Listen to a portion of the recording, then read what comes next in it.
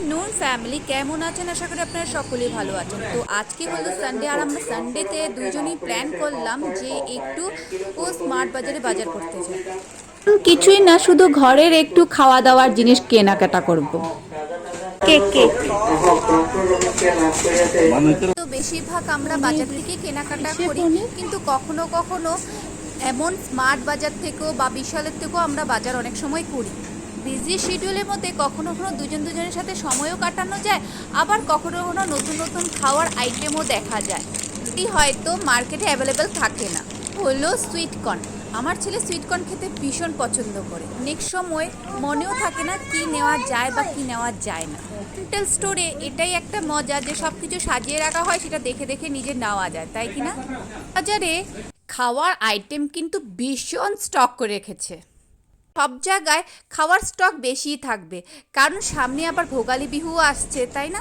হলো বেঙ্গলিরা বলে পৌষ সংক্রান্তি, কিন্তু আমরা যেহেতু আসামের মানুষ, যার জন্য আমরা বিহুটাই বলি।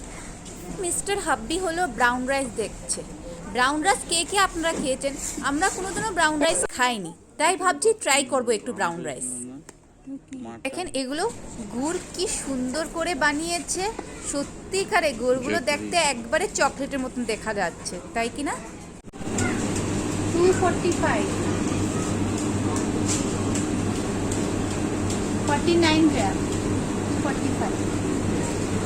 হাব্বি এখন পুরো কনফিউজ আছে, এখন কোন নুডলসটা নেবে খাওয়ার জন্য। এটা হলো রাইস স্টিক্স। আমি অনেক সময় দেখেছি ইউটিউবে বা টিভিতে, কিন্তু কখনো খাইনি, তাই ভাবলাম এটাও একটু ট্রাই করব। কি বলুন তো, আমরা একেবারে মাছে ভাতে বাঙালি, তো ছোটোর থেকে ঘরের খাওয়াটাই বেশি পছন্দ করি। তো হলো সিঙ্গেল চাইল্ড, তাই প্যারেন্টস একটু বাইরে খাওয়াটা কমই খেতে দিত। জন্য শুধু থাকতো হলো ইভিনিংয়ে দুধ মুড়ি বা দুধ কর্নফ্লেক্স।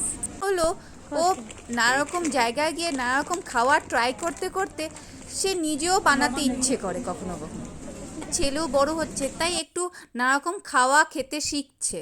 ওকেও একটু বানিয়ে দিলে নানারকম খাওয়া খায়, এমনিই তো খাওয়া নিয়ে যেই মর্জি করে। ফার্স্ট ফ্লোর থেকে এখন সেকেন্ড ফ্লোরে এসে গেছে, তো সেকেন্ড ফ্লোরে হলো কুকুরি আইটেম আছে বা জামা কাপড় আছে, এগুলো আইটেম ওদের আছে। আমাদের কিছু কেনাকাটা করার নাই, তথাপি দেখতে ভীষণ ভালো লাগে, তাই একটু বলেছি যে চলো উপরে গিয়ে একটু ঘুরে আসি।